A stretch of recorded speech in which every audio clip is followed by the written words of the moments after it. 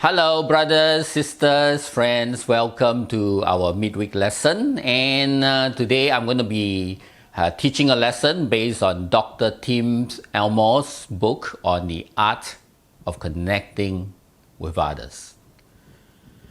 For today's topic, it's entitled Hot Air Balloon. Interesting title, isn't it? You might be thinking, why hot air balloon? Can I read a quote for you from Dr. Tim Elmore? Hot air balloons rise as the burner is released, but eventually they will begin to fall and need to be refilled. They must continue to be filled in order to go up. People are like this. They must be consistently encouraged in order to reach their highest potential. So according to the book, what Dr. Tim Elmore is saying is that we as human beings need to be constantly encouraged, just like a hot air balloon. Fill up so that we can rise up. So in 1993, in Colorado, Aspen, Colorado, they have a lot of balloon tours and adventure. So this particular balloon tour had 6 passengers in it, and they were flying across the mountains of Colorado. Can you imagine the sight? It must have been so beautiful. But unfortunately, something bad happened. The captain did not realize that he did not fill up the balloon enough. And so the balloon began to fly lower and lower and lower and started to go close to the electrical power line. Then in a last-minute ditch, the captain tried to fill up the balloon, but unfortunately, it was too late. And the balloon crashed into the power lines. And according to the news, all 6 people and the pilot died. What a sad story. What was the problem with the hot air balloon? The problem with the hot air balloon was that the captain forgot to keep refilling the hot air balloon, and so the balloon began to fall and fall and fall until it was too late. And we as human beings also need to be filled up constantly. And you might be thinking, fill up with what? We're not talking about filling up with food or drinks or things like that, but we're talking about filling up that inner deep emotional needs. What are the inner deep emotional needs that we need? The need to feel loved and encouraged. So if we don't fill each other up, just like the hot air balloon filling up the air, you know what will happen to us? We will also slowly deflate and slowly fall down and fall down and fall down. And unfortunately, we might even crash. The Bible says here in Ephesians chapter 4, verse 29, do not let any unwholesome talk come out of your mouths, but only what is helpful for building others up according to their needs, that it may benefit those who listen. So you might think, but I don't go around criticizing other people or being harsh, so isn't that enough? As long as I just keep quiet, do my own thing, I'm not harsh towards the other person should be happy. But with the analogy of the hot air balloon, you can see the captain first fill it up, but it began to what? Deflate. Human beings are just like that. You can fill up the person one time, but if you don't keep filling up, the emotion of love and connection will also begin to deflate. So you'll find that it's not just not doing something, like not being critical towards the other person, not being harsh. But if we don't encourage, other people will also feel deflated. And thus, our relationship with other people will become disconnected. So it's very important to learn to encourage, to build up one another, so that the balloon of love in our hearts can grow. So here is another evidence why encouraging each other is very important. You know, during the Korean War, between the North and the South Korean, and one of the things that the army, the US Army found out was a lot of their prisoners of war that was captured by the North Korean, they were dying at a very alarming rate, even more than World War II. And the Americans were quite surprised, and they were wondering what is happening. So the doctors did some investigation, and they found out that the North Korean army had an incredible, dangerous strategy. And you know what they did?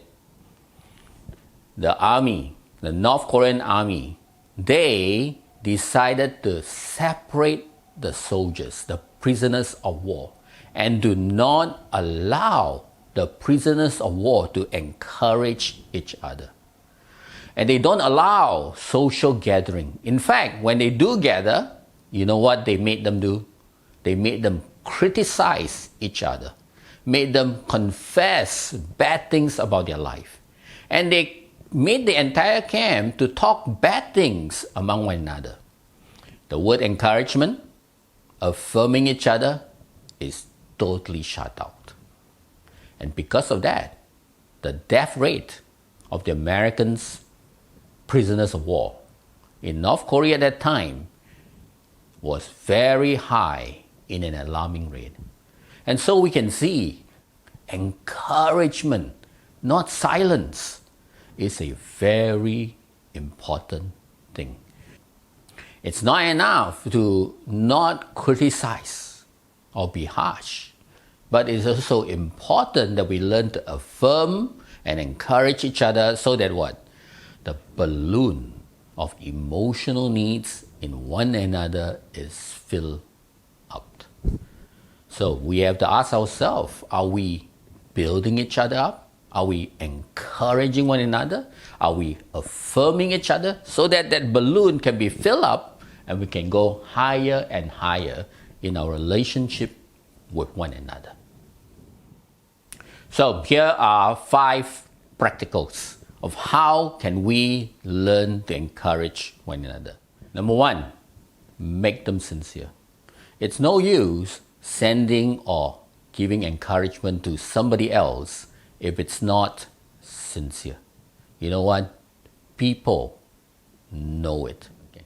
Have you ever received greeting cards from companies?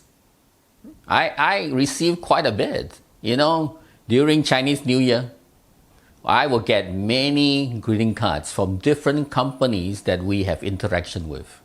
And the card will come, Happy Chinese New Year. And that's it.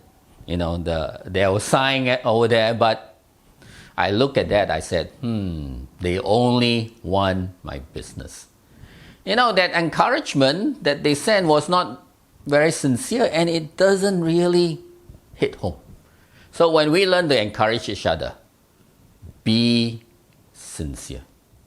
And secondly, make your encouragement specific. You know, that was a challenge for me when I was a young Christian. And whenever I encourage someone, it would be like, hey bro, good job. Is that specific? It's like, okay, what did I do well? I know I've done that with my wife sometimes. I would just say, honey, great job. And she'll turn around and say, what did I do well in? It's like, you know, when we make encouragement to one another, let it be specific. So what does that mean? Let me give you an example. This is what it means to be specific. "Hey bro, your presentation last week was awesome. And you know which part I like? I like the part that you talk about the way we can grow. And especially the example that you gave about the hot air balloon." Okay, all right. My lesson today. So, that is more specific. And as the recipient of such an encouragement, I'll feel like, yeah, okay, I know what I did that was very helpful. That encouragement really helped me. Okay, and number 3, learn to make your encouragement public. So what does that mean? Learn to encourage people in front of others. Have you ever been encouraged in front of others and how that felt in your heart? Don't you feel, wow, I feel good? And fourthly, most importantly, make your encouragement personal. Nothing beats an encouragement that is personal, because when it's personal, it really hit home. One of the encouragement that I really love are from my kids, because I know it's personal. And when it's personal, it really hits the heart. And finally, number 5, learn when to make encouragement. Don't just make encouragement whenever. Encouragement is very important. So when do you encourage? When they fail. Yes, that is very important. Because when you encourage somebody when they fail, it gives them the motivation to do better. How about this? When they succeed. Now this, we are very familiar. When they succeed and you encourage them, it helps them to see that what they have done, that's correct. And finally, when they least expect it, so that they know that your encouragement is really true. It's from your heart, it's not just an act. In 2 Chronicles chapter 32, verse 6 to 8, talks about the power of encouragement, where Hezekiah and Israel were surrounded by the enemies. In verse 6, it said, "He appointed military officers over the people and assembled them before him in the square at the city gate and encouraged them with these words, 'Be strong and courageous.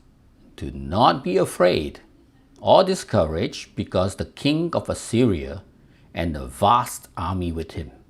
For there is a greater power with us than with him. With him is only the arm of flesh, but with us is the Lord our God to help us to fight our battles.' And the people gained confidence from what Hezekiah, the king of Judah, said." And as you can see, encouragement is so important, especially pointing our encouragement towards God. So brothers, sisters, hot air balloon, it needed to be refilled all the time. And when we don't fill it up, it will slowly deflate in time and eventually crash. And same thing with our hearts. We need to learn to refill our hearts and the hearts of other people through encouragement. Otherwise, that emotional need will slowly begin to deflate. And one day, the heart will be empty. So brothers, sisters, friends, take some time in your discipleship group today to discuss about this lesson and how you can go about encouraging one another. Thank you very much.